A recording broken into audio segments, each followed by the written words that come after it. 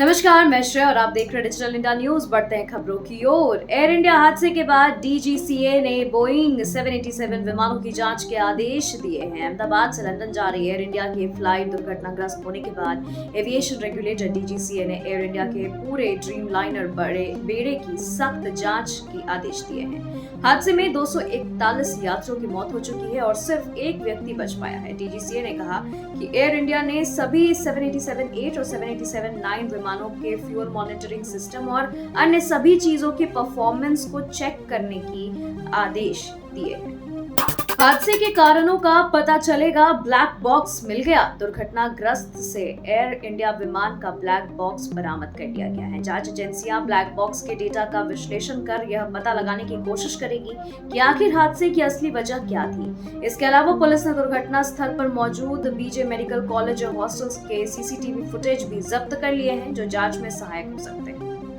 पीड़ित परिवार का आरोप, एयर इंडिया ने कोई सूचना नहीं दी।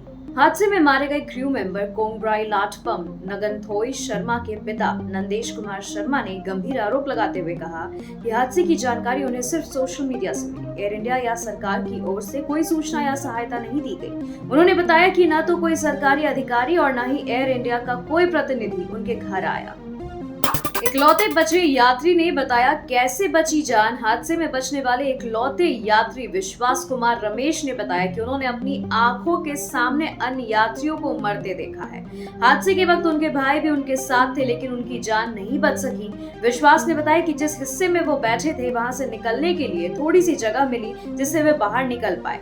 बाकी हिस्से में बिल्डिंग की दीवार के कारण किसी को बाहर निकलने का मौका ही नहीं मिला।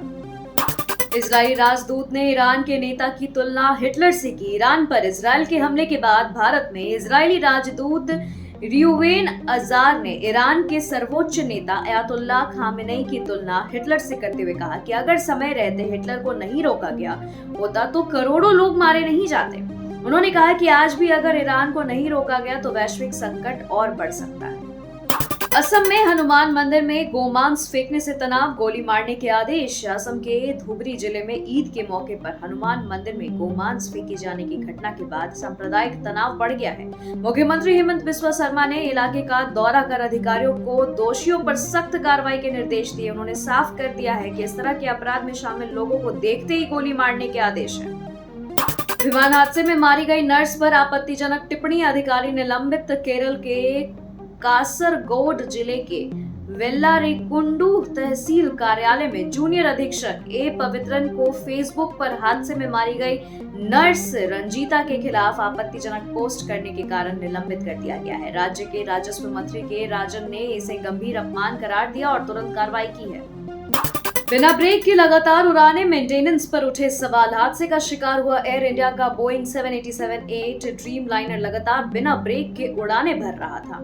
12 दिन में इसने 19 उड़ानें पूरी की थी। यह विमान Melbourne, Paris, Tokyo, Frankfurt, Zurich, Milan और एम्स्टर्डम तक गया था। विशेषज्ञों का कहना है कि अगर फ्लाइट्स के बीच उचित गैप रखा जाता तो मेंटेनेंस बेहतर किया जा सकता था, जिससे शायद हादसे से बचा जा सकता था। इजराइल पर भड़की महबूबा मुफ्ती, अमेरिका की चुप्पी पर सवाल। पीडीपी प्रमुख महबूबा मुफ्ती ने इजराइल द्वारा ईरान पर किए गए हमले को बेशर्मी भरा करार दिया है। उन्होंने कहा कि इजराइल अब बेलगाम हो चुका है और अमेरिका सहित पश्चिमी देशों की चुप्पी इस पूरे मामले में उनकी मौन स्वीकृति को दर्शाती है।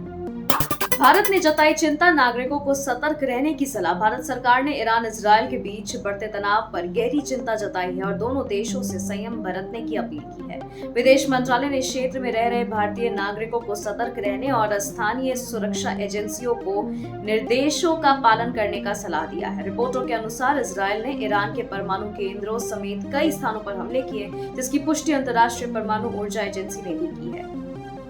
खबरों के सिलसिलों में फिलहाल इतना ही। बने रहे डिजिटल इंडिया न्यूज के साथ। नमस्कार।